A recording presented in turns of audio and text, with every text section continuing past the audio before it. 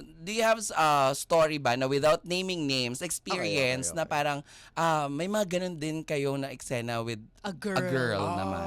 Okay, Without okay. naming names, Without name parang, dropping. ikwento mo. Kasi syempre, di ba, parang at least, naririnig natin yung kwento ng mga guests. Kasi From madalas, the boys POV sila naman naman. yung lagi silang cheater. Sila, Oo. konting ganito, konting. May ganun din ba ikaw na experience? Okay, ano yan, story.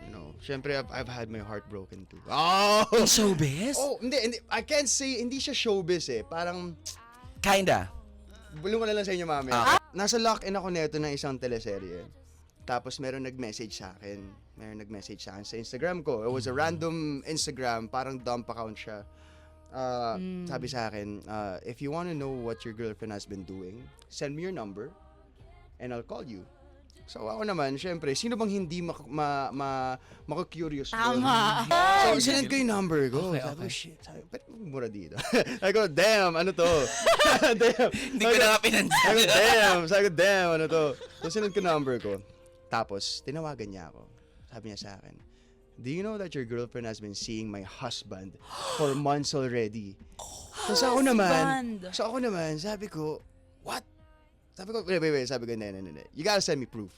Sabi ko, send the Right, proof. that's the right thing to Sabi ko, do, send mo yes. proofs. Kasi, Oo. mahal ko tong babae na to eh. Mahal ko tong babae na to. Hindi ako papayag na bigla ka lang darating sa amin, sa buhay namin, tapos bigla mo Manggugulo nasisira. lang. Manggugulo ka lang, tapos wala kang pruweba. Nag-send ng screenshots. Nag-send ng mga deposit slips. Oh, my. So it turns out the husband is is a rich guy. And ako naman, hindi ko naman I have money to take you out on dates. I have money to take you out on, good restaurants, but I cannot give you 300,000 a month. Oh, my God! I cannot give you that.